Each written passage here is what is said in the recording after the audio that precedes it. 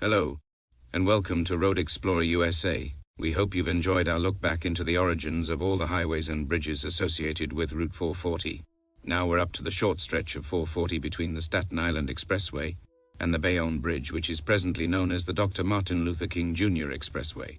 The expressway was originally intended as a short link in a longer parkway envisioned by Robert Moses that was intended to stretch south of the Staten Island Expressway to Great Kills Park.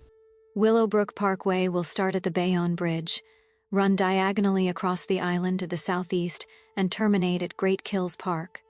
It will cross the Clove Lakes Expressway in the vicinity of Morningstar Road, and will cross Richmond Parkway at La Tourette Park. The Willowbrook Parkway was only a small part of a much grander vision by Robert Moses. Moses sought to reclaim the marsh at Great Kills Harbor and transform it into a spectacular beach, much like Jones Beach, which he created off the south coast of Long Island. At the turn of the century, the current site of Great Kills Park was a series of small islands that made up a salt marsh popular with clammers and oystermen.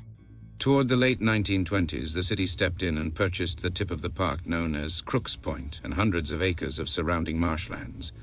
The area had been battered by several tropical storms in the previous 100 years. Some of the damage was so severe that at one point, Crooks Point became separated from the mainland.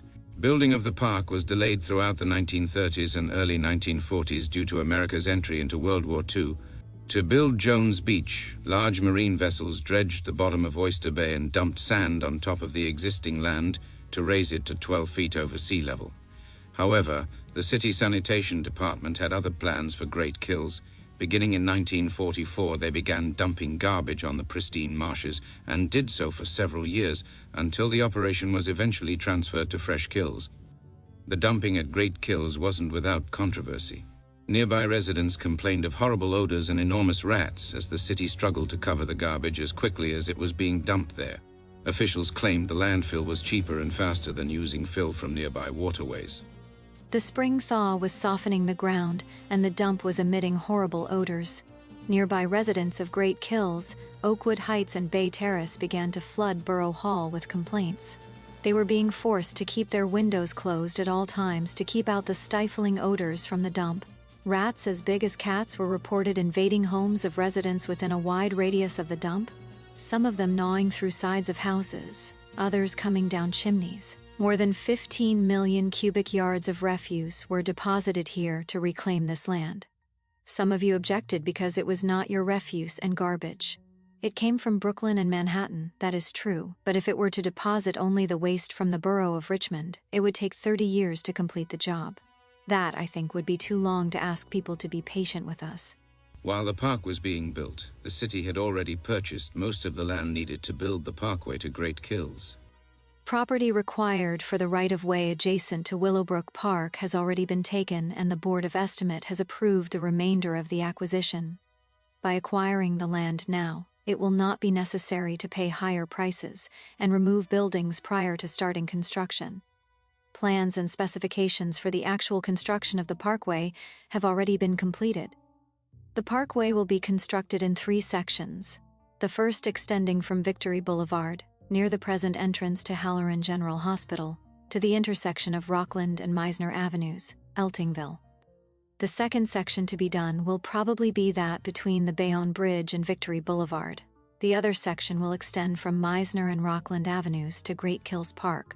Great Kills Park opened in the summer of 1949 and was an instant success. The parkway, however, was beset by funding shortfalls and no progress was made. The city, meanwhile, decided to focus its attention on constructing the Richmond Parkway, the Clove Lakes Expressway, and the West Shore Expressway. The Willowbrook Parkway was put on the back burner. It wasn't until the early 1960s that talks of the parkway were resurrected. A small stretch of the parkway would be constructed as an expressway spur of the Clove Lakes Expressway to the Bayonne Bridge. Construction on the Willowbrook Expressway began in 1962 and was finished in time to coincide with the opening of both the Verrazano Narrows Bridge and the Clove Lakes Expressway, now the Staten Island Expressway. The Willowbrook features 4 12-foot wide travel lanes, flanked by service roads throughout most of its length. Opposing traffic is divided by a wide grassy median to reduce head-on collisions. The centerpiece of the project was the construction of a new approach and toll plaza at the Bayonne Bridge. By the end of the 1960s, the Willowbrook Parkway was on life support. A tiny minority of well-funded environmentalists with full support of the mainstream media were fighting the Richmond Parkway extension through the Greenbelt to the Staten Island Expressway. There's no doubt these regressive leftists would have used their allies in the media and their wealthy financial backers to stop the Willowbrook from being extended to Great Kills Park. This tiny minority, backed by tax-exempt foundations, had begun their slow and incremental war against cars and have continued their long fight to this day. And they have no plan on stopping.